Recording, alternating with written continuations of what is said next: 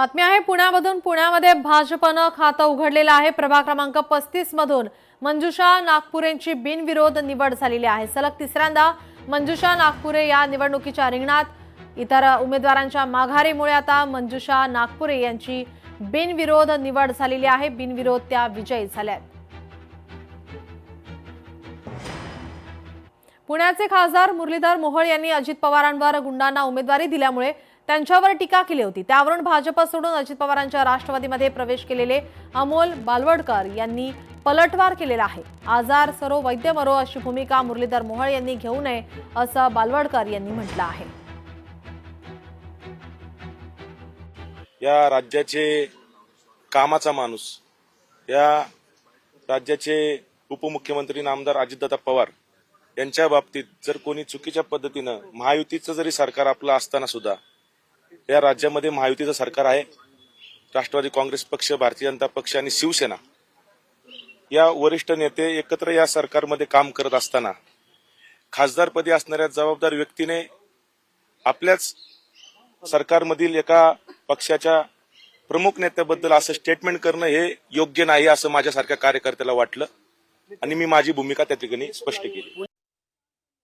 भाजप बंडखोर जान्हवी राणे निवडणूक लढणार आहे। जान्हवी राणे या मुंबईतील वॉर्ड क्रमांक 205 मधून लढणार आहेत। वर्षा शिंदे यांना उमेदवारी दिल्यानं जान्हवी राणेंची बंडखोरी। आशिष शेलारांच्या भेटीनंतरही जान्हवी राणे बंडखोरीवर ठाम आहेत।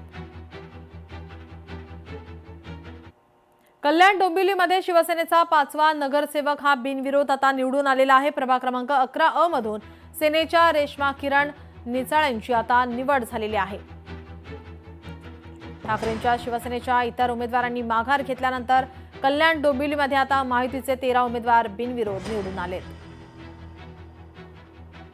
काँग्रेसच्या रॅलीला पुण्याच्या वानवडीमध्ये मोठा प्रतिसाद मिळतोय। निवडणुकीमध्ये काँग्रेसचा विजय होणार असं प्रशांत जगताप यांनी म्हटलंय। पुण्याच्या वानवडी साळुंखे विहारमध्ये प्रशांत जगताप आणि त्यांच्यासोबत साहिल केदारी, शमिका जांभूळकर आणि रत्नप्रभा जगताप हे उमेदवार काँग्रेस पक्षाकडून निवडणूक लढवत आहेत। त्यांच्या रॅलीला वानवडी गावात मोठा प्रतिसाद मिळतोय।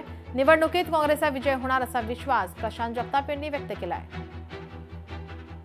या सगळ्या परिसरामध्ये कायम 1952 सालापासून काँग्रेसचाच विचार इथे राहिला। अपवादात्मक परिस्थितीमध्ये इथं काँग्रेस इतर उमेदवार निवडून आला। त्याच्यामुळे इथं कधी जातीवाद्यांना, धर्मवाद्यांना कुठल्या प्रकारचा थारा मिळाला नाही आणि आज म्हणूनच या ठिकाणी काँग्रेसचा अधिकृत पॅनल म्हणून साहिलजी केदारी असतील, रत्नप्रभाताई जगताप असतील, शमिकाताई जांभूळकर असतील किंवा मी अर्थात प्रशांत जगताप, आम्ही सगळे या निवडणुकीला सामोरं जातोय। आमचे पॅनलचे प्रमुख या ठिकाणी माननीय शिवाजीरावजी केदारी असतील, भावनाताई केदारी असतील, यांनी नगरसेवक पदाच्या काळात केलेली कामं, ही सगळीच कामं आम्हाला विजयपथापर्यंत नक्की पोहोचवतील। खात्री आहे की काँग्रेस म्हणजे वानवडी हा काँग्रेसचा बालेकिल्ला होता, आहे आणि उद्या सुद्धा राहील। लोकशाही मराठी ऐका, पहा, जागरूक रहा।